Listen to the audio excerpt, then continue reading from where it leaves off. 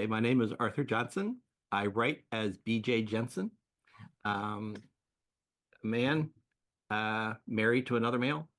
And what is it? The book I write currently is there's six of them. It's called the Jacob series. It's in the Club and Stables is actually the name of the series. Club of Billionaires. The Stables is like a high-end escort service, and he's in college when they meet, getting a job as a bellhop at a high-end a fictitious high-end hotel. The first one is called the Claim Jacob. Second one is called A Scandal for Jacob. Third one is A Dilemma for Jacob because he's a wrestler, and they're starting to get to, Jean-Pierre's enemies are trying to get to him through Jacob, the wrestler, the young kid.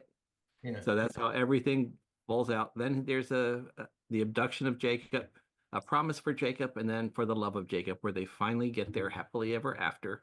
They work through it all.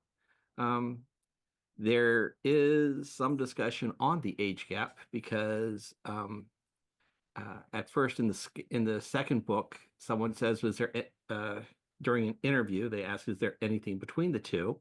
And Jean-Pierre says, he's old enough to be his father, and that's his only interest in Jacob. But it's not true. They're actually falling in love at this point. And as they go through everything, at one of the other, scenes in the book, in one of the later books, one of the older men says that normally he's opposed to an age gap as much as theirs. But Jacob is mature for his age, and it doesn't look like it's an age gap. It looks like a slight age gap, but it's not as big as everyone thinks it is. So that's where everything starts. I sort of based it on two friends of mine who have, I think theirs is more of a 15-year age gap. At the time I met them. And unfortunately, the elder of them has just recently passed this past year. So, but it was sort of based upon that. I don't know how long they've been together for a long time. I want to say 20, 30 years before this stuff happened. So they were not as young as these two when they started out, but it was sort of like the basis for that, even though I pulled in other aspects. So what made you write about age gap relationships? Well, it was a kind of several things falling into place at once. Initially, I had the inspiration for a hotel with its high-end escort service to start. That's what everything started out with. As I went through, I ran into some other, where did it come from? We actually, the age gap was smaller, but then when I went through and I had to make them perfect for each other, I pulled out one of my astrology books and made them, what is it? I think it's a horse rooster, and in the Chinese astrology is like the best, and Aries Aquarius is supposed to be one of the best. So therefore, the best friend who hooked the two up, he's like, they're perfect for each other because of this one thing. He's the fun character in the book. Well,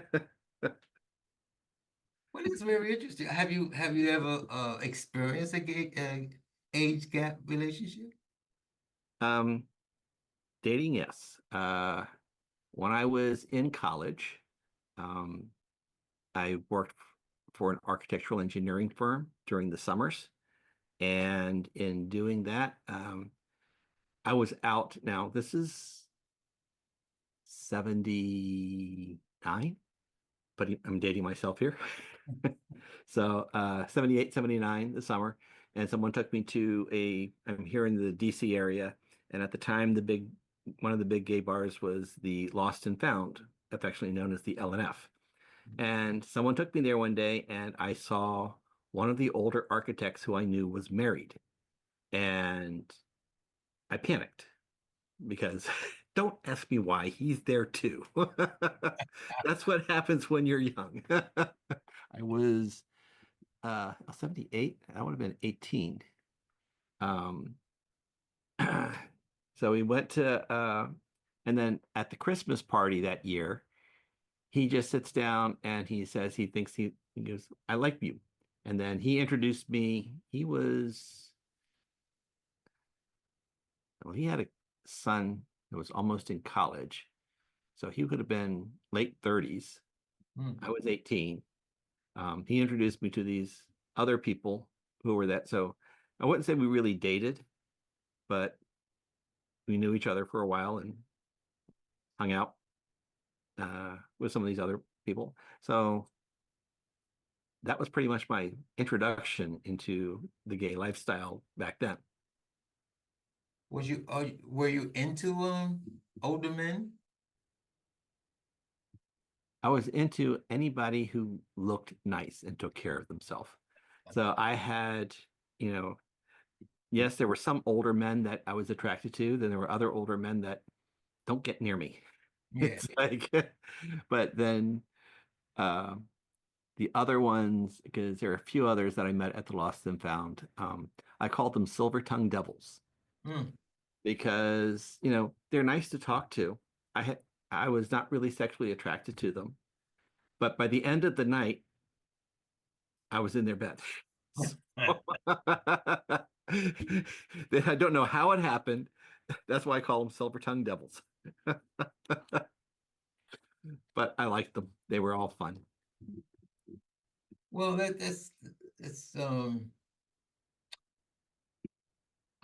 well, me for myself, I was into older men when I really got older. I mean, I wasn't into younger guys. I mean, my first gay experience, the guy was a year older than me. Then my second gay experience, it was a school teacher who was, I was what, 21, and he had to been in his mid-30s. And so now since I'm older, I'm not, well, I never was really into young men. But it's interesting now that I'm older, um, the men I'm interested in, they're still young, younger than me. They are, let's see, the first, I was still in high school and I was in speech, debate, and student congress. And there was a speech tournament at the University of Virginia. Right. And the building that it was in, I found out later, was where the guys would go cruise on the lower floor. And we already did the several rounds. It came down to the final one. I missed out by 1 point. Only the top six, I was number 7. There was 1 point that divided me from the guy in front of me. There were 40 points that divided me from number 8. So there was the pack, and I was out. So I just went and I sat in that building in a window seat instead of watching the thing, and met this guy, and we went to one of the classrooms. And he goes, I hope you're not upset if this is your first. I was like, yeah, it's my first wasn't really one of the best, but hey, it was interesting. Well, But he would have been, if he was a law student, I think he would have been 23. and you was what? Let's not say.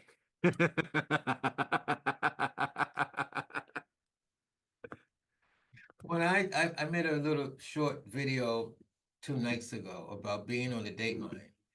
And I was saying how these millenniums chasing after baby boomers, but all they want is to scam them out of their money. Mhm. Of course, that's a generalization, not all of them, but and when I was I think I was in my 30s, and I had a friend in his 60s. He was real older than me. And he said to me, he said, you know, when you get older, all the young guys are going to come after you because they're looking for a daddy.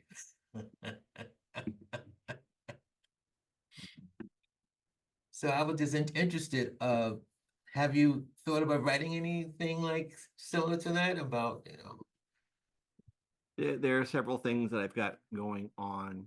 Um, I've been starting to write out. I have been reading other books in the genre and trying to get them to what is it? You know, find out what are the little twists that everyone does.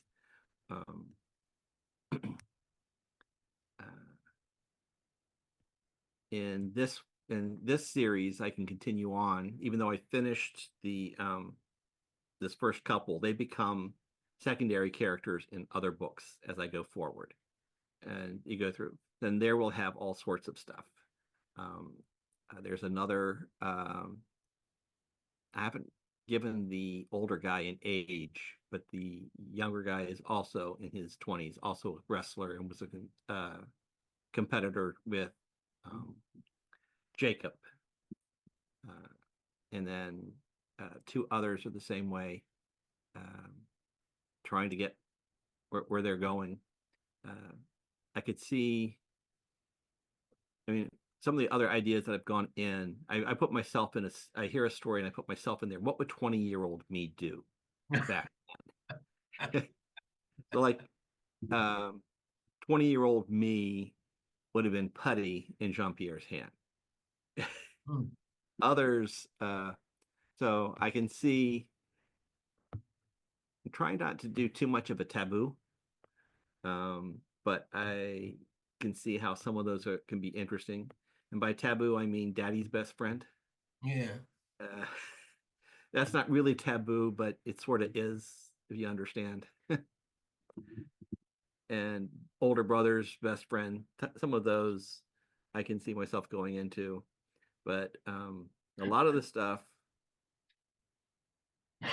I could see the main character through a series of books needs to learn about himself as he goes before he settles in with one person. He might meet that person in the first book, but he might not settle to that person until the last book, which could be, I need to stop doing the long 6 books and do like a trilogy every so often. I found myself when I see two people meet and then 200 pages later they decide to get married. Mm. That's really much of a rush, but I know a lot of the people like that. Um, I like to, you know, it's going to happen, but I don't want you to know how it's going to happen until you get there. So you got to go along for the ride, and you Yeah. get invested in the characters. That's what I like to write. Um, So you don't have any villains, young villains and old villains, do you? uh, Not yet. There was in this particular one, the basically what it was is Jean-Pierre and his former fiance, his ex-fiance. That a man Um, or a woman? Pardon? Was it a man or a woman? She said fiance. Yeah, man. Okay. Two men were going to get married. They were gay. So back in, I would, I'm putting dates here, like 2002, when he was in college, um, they were, they met, had a really intense relationship. Um, the guy was, uh, the, you know, Jean-Pierre is from Montreal. Chakri Suan is from Thailand, Bangkok, Yeah. and pressures on the eldest male to get married and procreate. And he said he wanted nothing to do with that. And Mm. then, as you get into it, a week before the wedding, his father shows up and takes him away. Mm. And about a month or two later, he's married to a woman and has a guy. So the villain in mine was Chakri Suan, because he was then tried to buy a child, which happened to be Jacob, and bring him and was going to kidnap him, have him as a child and raise him with Jean-Pierre, but none of that happened. Mm. They had several times trying to get back together, and it fell apart. And the last time it just really blew up. and this last one was the final straw. And what happens is Chakri Siwan, you find out, is the head of a crime family Yeah. now, and they take over. The story takes place in Toronto, so just because I've been up there and I like the city. I've been up there. Well, I haven't been up there since what, 2005. So Let's see, I think it's like 2014 or 16 since the last time I was up there at one of the gay prides, and then haven't been up there since. We got married up there in 2005, though, and they recognized gay marriage. Anyway, he gets kicked out of Canada, and then keeps trying to they take all of his, they seize all of his holdings in Canada, but they don't have enough to get it in the, throughout the world to stop his human trafficking and other stuff that's going on, which is all that in the book. And then it comes to a head into, like I said, book 6. Haven't done an enemies to lovers. Been thinking of how to do one of those, and if I do it as an age gap, then I have to sit there and that'd be interesting. well, I hate that. I've been around, so it's like, I mean, I shouldn't even say this because I was talking to a guy today. I was talking to a guy today on the date app, and we fooled around back in. I haven't seen him since COVID. That's the last time we flew around. Just when COVID came out, a lot of people I fooled around they're around, but it looked like it kept them away, And they're older than me. They're all older than me. And but just before COVID, I had one. I hate to tell you, I'm 70. I will be 73 soon. And the guy at the time I was 60. Was that 5 years ago? So I was what, 68, whatever. I was about 68, 67. And the guy I was fooling around with was 76. And which maybe you can experiment with this kind of story. It was reverse. He was like, he was acting like the young kid, and I was acting like the Oh man. adult, which I thought was kind of weird. I actually have a friend who's just only a couple of years older than me, and he still acts like he's in his 20s. Yeah. So I just turned 65 last week, so Which I thought it was very interesting. I mean, I used to think that I was just thinking about it today with the age gap relationships, and I and I realized that I look at some of these guys in their 20s, and I'm like, oh, they're like babies. And then I think I dated somebody in his 40s, and he was acting like a baby. And then one I was just telling you about, the 76, he was acting like a baby. I said, I don't think the age mean anything. yeah. All in the head. It's all what goes on in their head. Yeah. So age, in my opinion, I don't think age mean a different. Some people, oh, he's older than you. It's all in the mind, I think. Yep. Because even now, I see people that are around my age or even older that still I would be attracted to, for one reason or another. They may or may not have a perfect bod, but then there are others that they just have that personality. You just want to cuddle against them. That's So, okay, well, thank you for being on my show. Thank you for having me. I'm gonna do you have a website and everything where your books are? Um, right now, they can find most of me on Amazon. I do have a sort of a website. It's bjjensen.me. bjjensen.me, okay. Yeah, and that's the books that are up there. I haven't kept it up recently because I got really busy writing, and so I've suddenly put out a whole bunch of books, and it's like, oh, I got to update the website now. Yeah. And I'll get that put on there, and then I'll be starting all the other stuff recently because I'm still only about a year or two into this is writing. I've always been interested in telling stories. I've been telling stories since, and you can ask my teachers.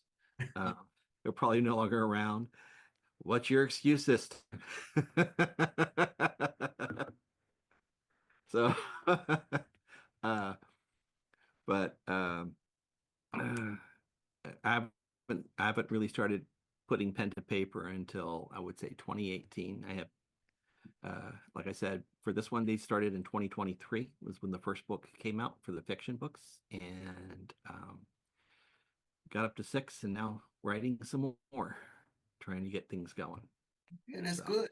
Got to keep writing. In yep. case you wonder, I'm a writer also, erotic gay books, but my stuff is science fiction. Well, I'm getting ready to do I'm going to continue on with this series, but I'm starting another series. That's sort of a paranormal, urban romantasy. Yeah. Between what is it? A rugby player who's in college and a minotaur. Hmm. Figure that one out. What's a minotaur? You said minotaur? A minotaur. Minotaur is, if you remember the Theseus legend, the Minotaur, he is, depending upon which one you do, he's either half man, half bull, or he just, it's the body of a man and the head of a bull. What's his name? Was it Wesley Snipes? Was it Wesley Snipes did a science fiction where he was an alien and he had babies? I didn't see it. People kept telling me he was an alien, a male alien, but he had a baby in the movie. Yeah, there's a whole genre in the male romance called M-preg, male pregnancy. And generally it takes place in what they call the Omegaverse. But I am saying this is how it actually happens, because he is going to get pregnant, and I'm going to explain how it happens. All right. So it's a little bit on the science fiction side, but it's fun, and we'll see how it goes. Hey, Arthur. Well, thank you for being on my show. Thank you for having me. And I wish you all the luck on your books. Thank you. Good luck for all your stuff you do.